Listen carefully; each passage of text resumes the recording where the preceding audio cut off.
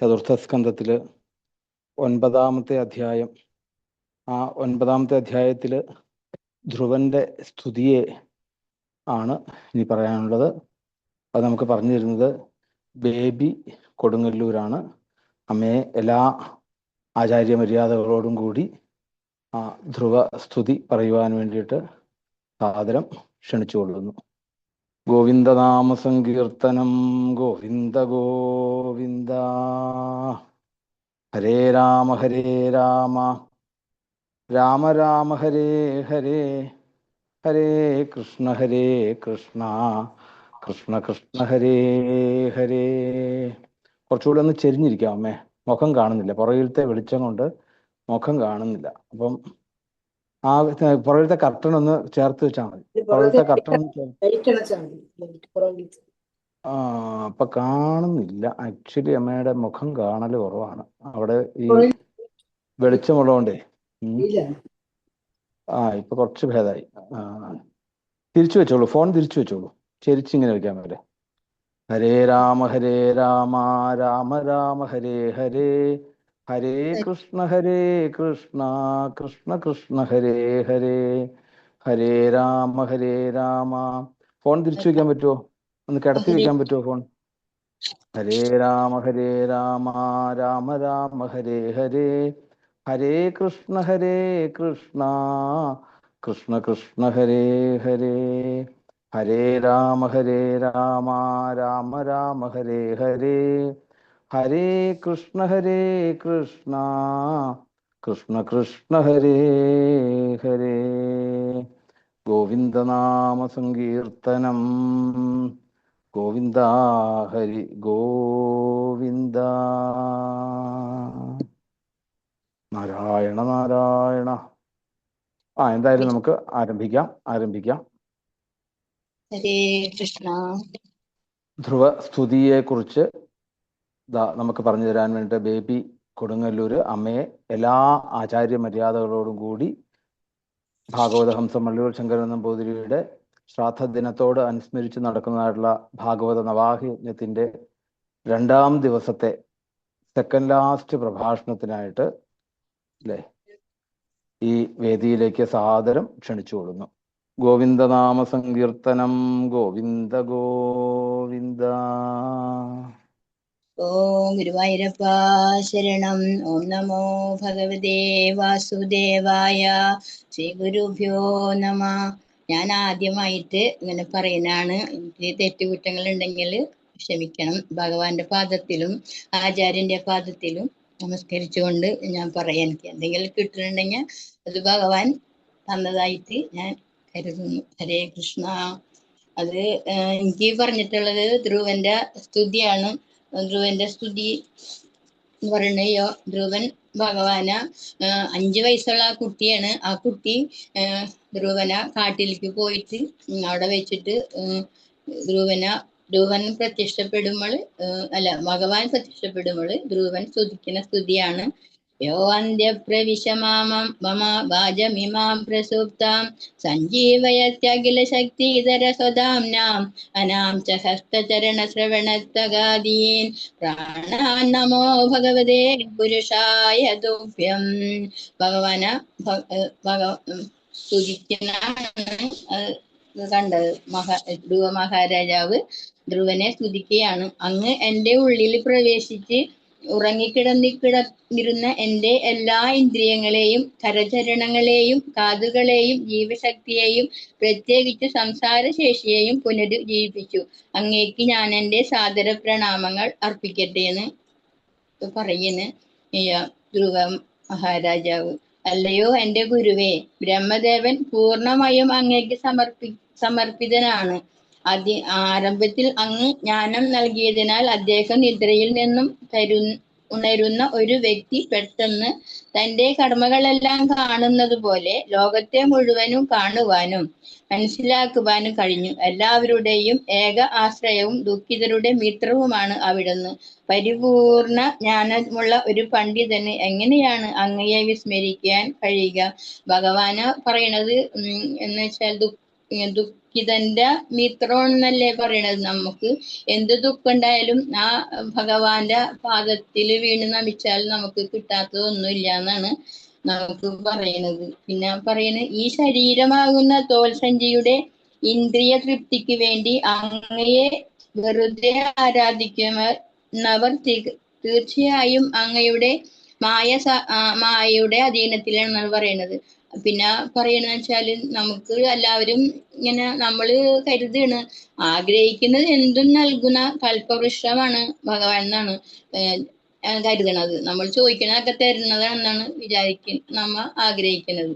പക്ഷെ ജനന മരണങ്ങളാകുന്ന മോചനത്തിന് കാരണമായി അങ്ങ് പൂർണ്ണമായും ഉണ്ടായിട്ടും എന്നെ പോലുള്ള വിഡ്ഢികൾ നരകീയാവസ്ഥകളിൽ ജീവിക്കുന്നവർക്ക് പോലും ലഭിക്കുന്ന ഇന്ദ്രിയ സംതൃപ്തിക്ക് വേണ്ടി അങ്ങയുടെ അനുഗ്രഹം കാക്ഷിക്കുന്നു എന്ന് പറയണം. അപ്പൊ നമ്മൾ ശരിക്കും ഇതിനു വേണ്ടിയിട്ടല്ല ആഗ്രഹിക്കേണ്ടത്. ശരിക്കും നമ്മുടെ മോക്ഷത്തിന് വേണ്ടിയല്ലേ നമ്മൾ ഭഗവാനെ സ്മരിക്കേണ്ടത്. നമ്മള് എന്താണ് പറയാ, ഇത് ആഗ്രഹിക്കുന്ന എന്തും തരുന്ന ഒരു കൽപ്പവൃക്ഷമായിട്ടാണ് തരണം എന്നാണ് പറയുന്നത്. പിന്നെ എന്റെ ഭഗവാനെ, അങ്ങയുടെ പാദപങ്കജങ്ങളുടെ ധാന്യത്തിൽ നിന്ന് പരിശുദ്ധ ഭക്തന്മാരിൽ നിന്നുള്ള അങ്ങയുടെ മഹത്വങ്ങളുടെ ശ്രവണത്തിൽ നിന്നും ലഭിക്കുന്ന പരിമിതി രഹിതമായ അതീന്ദ്രിയ പരമാനന്ദം ഒരുവൻ നിർവ്യക്തിഗത ബ്രഹ്മത്തിൽ അലിഞ്ഞ് പരമോന്നതനുമായി ഏകീഭവിച്ചുവെന്ന് സ്വയം കരുതുന്ന ബ്രഹ്മാനന്ദ ഫലത്തേക്കാൾ വളരെ വളരെ ഉയരത്തിലാണ് ഭഗവാന്റെ ഇത്. സമയത്തിന്റെ വാളാല് അത് അറുത്തു മാറ്റപ്പെടുന്നതും താൽക്കാലികമായ സ്വർഗീയ ഗ്രഹപ്രാപ്തിയുടെ ആനന്ദത്തെ പറ്റി എന്തു പറയാനാണ്. ഒരുവൻ സ്വർഗീയ ഗ്രഹങ്ങളിലേക്ക് ഉയർത്തപ്പെട്ടാൽ പോലും നിശ്ചിത കാലയളവില് അത് താഴേക്ക് തന്നെ പതിക്കുന്നാണ് പറയണത്. എന്താന്ന് വെച്ചാല് പതിക്കുന്നെന്ന് വെച്ചാൽ നമ്മ മറ്റുള്ള ദേവന്മാരെയൊക്കെ ഇതാക്കിയിട്ട് നമ്മൾ ഓരോ കാര്യസാധനത്തിന് വേണ്ടിയിട്ട് ചെയ്യും. പക്ഷെ അത് ഇങ്ങനെ വിമാനത്തിന്റെ ഇതാണ് പറയണത്. വിമാനം ഇതിന്റെ എന്നാല് പറക്കുന്ന വിമാനങ്ങൾ ഇന്ധനം തീരുമ്പോൾ താഴേക്ക് പതിക്കുമല്ലോ. അതുപോലെ ഇത് നമ്മളുടെ ഇത് കഴിയുമ്പോൾ നമ്മൾ വീണ്ടും ഈ ലോകത്തേക്ക് തന്നെ വരേണ്ടി വരും. പക്ഷെ സ്ഥാനത്ത് ധ്രുവന് ഒരു ലോകം തന്നെ കൊടുത്തില്ലേ, ഭഗവാന്റെ ഒരു ലോകം തന്നെ. പിന്നെ അതുപോലെ പറയുന്നുണ്ട് ഭഗവത്ഗീതയില്, അത് പറയുന്നുണ്ട്, യദ്ഗത്താന നിർവർത്തന്തേ തദ്ധാമ പരമ മമ. അതില് വന്നു കഴിഞ്ഞാൽ ഭഗവാന്റെ ധാമത്തിലേക്ക് പതിക്കുമെന്ന് പറയണത്. അതല്ലേ നമ്മൾ ആവശ്യപ്പെടുന്നത്. അത് പറയുന്നുണ്ട്, ധ്രുവൻ പറയുന്നുണ്ട്, ഞാൻ ഭഗവാനെ കണ്ടിട്ടും ഞാൻ എന്താണ് ഇത്രയും വർഷം രാജ്യവും സിംഹാസനവും ഒക്കെ അല്ലേ ആഗ്രഹിച്ചത്. പക്ഷെ ഞാൻ ചോദിക്കേണ്ടിയിരുന്നത് എനിക്ക് മോക്ഷത്തെ ചോദിച്ചത്, അത് ചോദിച്ചില്ല. അതിന് എനിക്ക് നാണക്കേട് ധ്രുവൻ ഇങ്ങനെ ഒരു പ്രാവശ്യം പറയുന്നുണ്ട്. പിന്നെ ധ്രുവന് എല്ലാ ജ്ഞാനവും കിട്ടിയത് ഭഗവാൻ 5 വയസ്സായ കുട്ടിയാണല്ലോ ആദ്യന് ഭഗവാന്റെ ശംഖ് കൊണ്ടുവന്ന് തൊട്ടപ്പോൾ തന്നെ ധ്രുവന് എല്ലാ മോക്ഷങ്ങളും വന്നെന്നാണ്, എല്ലാ അറിവ് അവന് കിട്ടിയെന്നാണ് പറയണത്. എന്റെ ഭഗവാനെ, അങ്ങയുടെ പാദപങ്കജങ്ങളുടെ ധാന്യത്തിൽ നിന്നും പരിശുദ്ധ ഭക്തന്മാരിൽ നിന്നുള്ള അങ്ങയുടെ മഹത്വങ്ങളുടെ ശ്രവണത്തിൽ നിന്നും ലഭിക്കുന്ന പരിമിതി രഹിതമായ അതീന്ദ്രിയ പരമാനന്ദം ഒരുവൻ നിർവ്യക്തിഗത ബ്രഹ്മത്തിൽ അലിഞ്ഞ് പരമോന്നതനുമായി ഏകീഭവിച്ചുവെന്ന് സ്വയം കരുതുന്ന ബ്രഹ്മാനന്ദ തലത്തേക്കാൾ വളരെ വളരെ ഉയരത്തിലാണ് സമയത്തിന്റെ വാളാൽ അറുത്തുമാറ്റപ്പെടുന്നതും താൽക്കാലികമായ സ്വർഗീയ ഗ്രഹപ്രാപ്തിയുടെ ആനന്ദത്തെ പറ്റി എന്തു പറയാൻ. ഒരുവൻ സ്വർഗീയ ഗ്രഹങ്ങളിലേക്ക് ഉയർത്തപ്പെട്ടാൽ പോലും നിശ്ചിത കാലയളവിൽ കഴിയുമ്പോൾ താഴേക്ക് പതിക്കും. അതാണ് പറയണത് വിമാനത്തിന്റെ ഇത് പറയണത്. അതിന്റെ പെട്രോൾ കഴിയുമ്പോൾ താഴേക്ക് പതിക്കും എന്നതുപോലെ. പിന്നെ മഹാരാജ തുടർന്ന് പറയുകയാണ്, അപരിമിതനായ ഭഗവാനെ, ദയവായി എന്നെ അനുഗ്രഹിച്ചാലും ഒരു നദിയിലെ തിരമാലകൾ ഇടമുറിയാതെ പ്രവഹിക്കുന്നത് പോലെ അങ്ങയുടെ ഭക്തന്മാരുമായി സന്തതം സഹവസിക്കാൻ സാധിക്കണം. വ്യക്തിഗത സേവനം പ്രക്രിയയാൽ എനിക്ക് തിളയ്ക്കുന്ന അഗ്നി പോലെ അപകടകരമായ തിരമാലകളുള്ള ഭൗതികതയിലുള്ള അജ്ഞാന സമുദ്രം തരണം ചെയ്യാൻ കഴിയുന്ന അങ്ങയുടെ ശാശ്വത അസ്തിത്വമുള്ള അതീന്ദ്രിയ ഗുണങ്ങളും ലീലകളും ശ്രവിക്കുവാൻ ഭ്രാന്തനായിട്ടാണ് ഞാൻ ഇരിക്കുന്നത്. എനിക്ക് അതിന് നിഷ്പ്രയാസം കഴിയുമെന്ന് ധ്രുവൻ പറയുന്നു. ഭഗവാന്റെ കാരുണ്യത്തിന്റെ ഒരംശമെങ്കിലും കിട്ടുന്ന ഒരുവന് അദ്ദേഹത്തിന്റെ മഹിമകൾ മനസ്സിലാക്കാനാകുമെന്ന് പറയപ്പെടുന്നു. മറ്റുള്ളവർക്ക് പരമസത്യത്തെക്കുറിച്ചുള്ള അഭ്യൂഹങ്ങളുമായി മുന്നോട്ടു പോകും. അവർക്ക് ഒരിക്കലും ഭഗവാനെ മനസ്സിലാക്കാൻ കഴിയില്ല. ഒരുവൻ ഒരു ഭക്തനുമായി ബന്ധത്തിലാകാതെ അവന് അതീന്ദ്രിയ രൂപങ്ങളെയോ കർമ്മങ്ങളെയോ അധ്യാത്മിക ലോകത്തെയോ അറിയാൻ കഴിയില്ല. എന്റെ ഭഗവാനെ, അങ്ങയുടെ തുടർച്ചയായ കടാക്ഷത്താൽ പരമോന്നത സാക്ഷി അങ്ങ് ആകുന്നു. 6 ഐശ്വര്യങ്ങളോട് കൂടിയതും അങ്ങ് പൂർണ്ണനുമാണ്. അങ്ങ് 6 ഐശ്വര്യമുള്ളവളും അങ്ങ് പൂർണ്ണനുമാണ്. അങ്ങ് ഭഗവാൻ വിഷ്ണു എന്ന നിലയിൽ എല്ലാത്തിൻ്റെയും പരിപാലകനാണ്. എന്നാൽ എന്റെ ഭഗവാനെ, അങ്ങ് സർവ അനുഗ്രഹങ്ങളുടെയും മൂർത്തിരൂപമാകുന്നു. അതിനാൽ മറ്റൊരാഗ്രഹവുമില്ലാതെ അങ്ങയുടെ ഭക്തിയിൽ സേവനത്തിൽ എന്നും തുടരുകയും അവിടുത്തെ പാതാരവിന്ദങ്ങളെ ആരാധിക്കുകയും ചെയ്യുന്നത് ഒരുവനെ സംബന്ധിച്ച് ഒരു രാജാവായി തീരുകയോ രാജ്യം ഭരിക്കുകയോ ചെയ്യുന്നതിനേക്കാൾ ശ്രേഷ്ഠമായ നേട്ടമാണ്.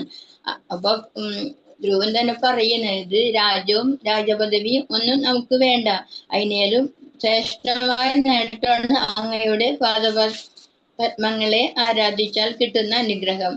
പിന്നെ എന്നെ പോലെ അജ്ഞരായ ഭക്തന്മാർക്ക് അങ്ങ് അകാരണമായ കാരുണ്യമുള്ള പരിപാലകനാണ്.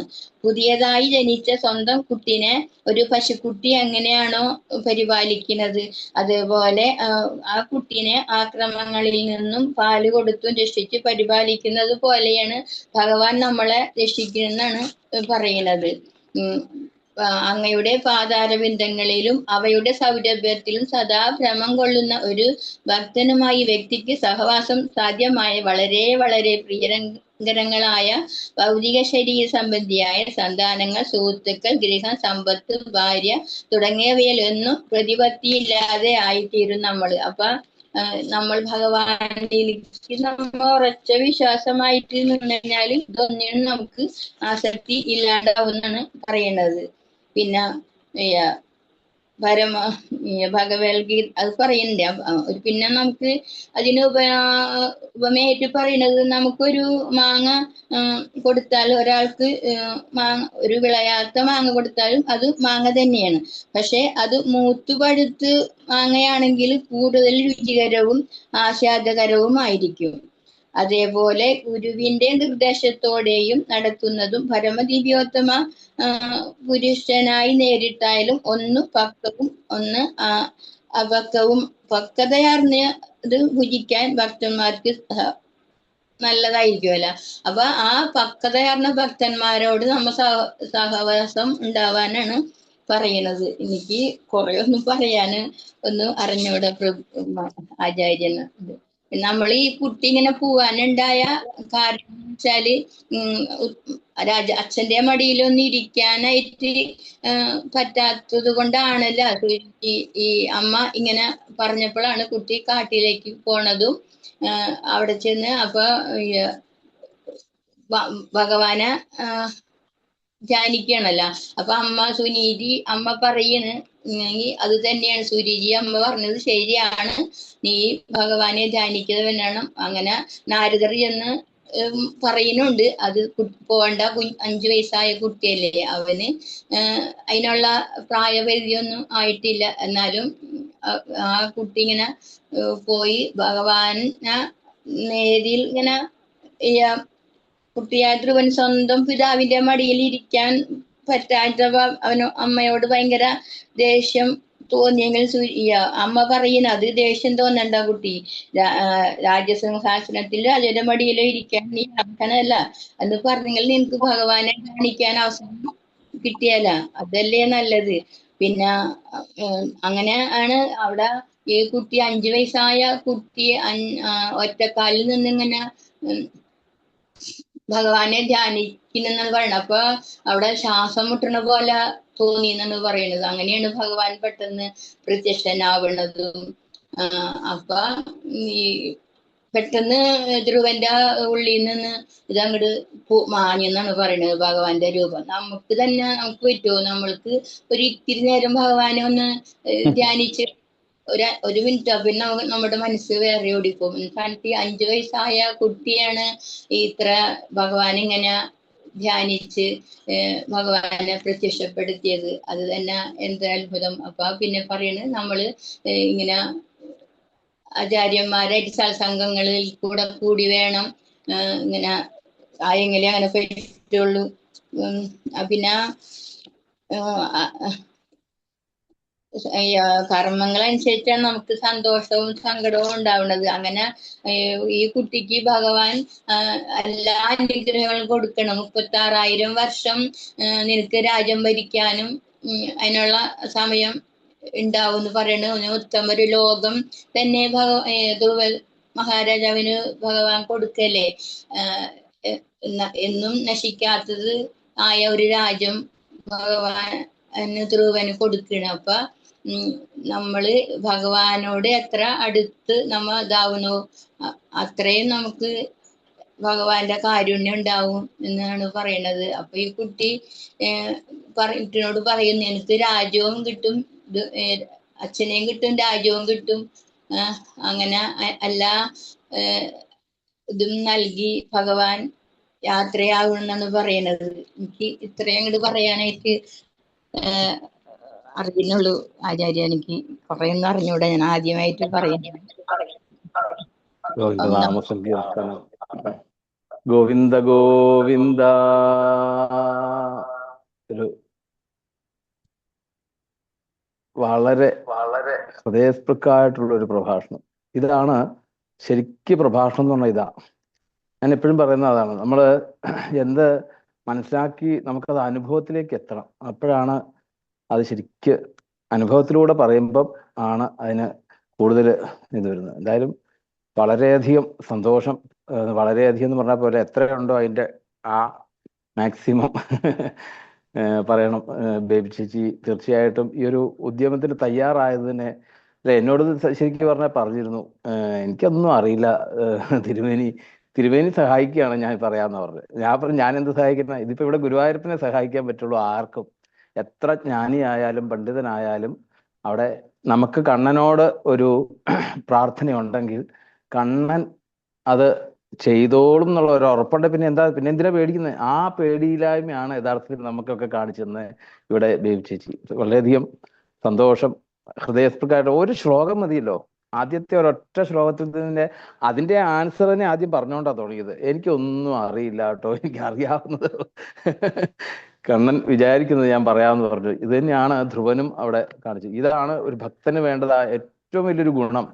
സത്യത്തില് വളരെയധികം അമ്മയുടെ പാദങ്ങളിൽ നമസ്കരിക്കുന്നു. ഈ ഒരു ഭാവം നമുക്ക് കിട്ടണം ജീവിതത്തിൽ. അതാണ് ഭാഗവതം എത്ര നമ്മൾ പഠിച്ചാലും എത്ര ജ്ഞാനിയായെന്ന് പറഞ്ഞാലും ഈ ഒരു ഭാവം കിട്ടിയില്ലെങ്കിൽ വെറുതെ കുടം കമത്തി വെച്ച് വെള്ളം ഒഴിക്കുന്ന പോലെയേ ഉള്ളൂ. ഒന്നും കിട്ടാത്ത നല്ലതെന്ന് തോന്നുക. ഒന്നും കിട്ടാത്ത നല്ല ജ്ഞാനമൊന്നും വേണ്ട നമുക്ക് ഈ ഒരു ഭാവം കിട്ടണമെങ്കിൽ കണ്ണന്റെ കാരുണ്യം വേണം, അത്രേ ഉള്ളൂ. അത് അമ്മയ്ക്ക് പൂർണ്ണമായിട്ട് അമ്മയ്ക്ക് ഉണ്ട്. ഇനി അത് പോകാതെ അത് കണ്ണൻ ഇനിയും ധാരാളം അമ്മയെ കൊണ്ട് നല്ല വാക്കുകളൊക്കെ പറയിപ്പിക്കട്ടെ എന്ന് ഗുരുവായൂരപ്പനോട് പ്രാർത്ഥിക്കുന്നു. അതിന് വേണ്ടതായിട്ടുള്ള ആയുസ്സും ആരോഗ്യവും ഒക്കെ തരട്ടെ എന്ന് പ്രാർത്ഥിച്ചുകൊണ്ട്